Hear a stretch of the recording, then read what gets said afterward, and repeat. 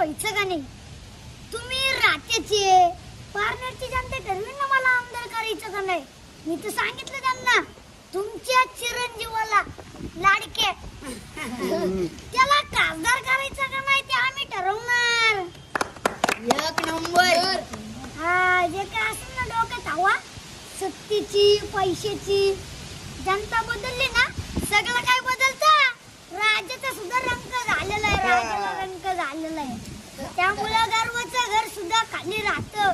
मी आता ऐकलं इंदोरीकरांचं जायकवाडीचं 105 TMCचं धरण सुद्धा कोल्ड झालं.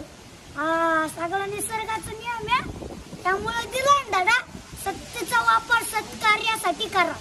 लंके साहेब तुम आगे बढ़ो, हम तुम्हारे साथ हैं. तो नेता मिळायचा नाही, निलेश लंके साहेबासारखा.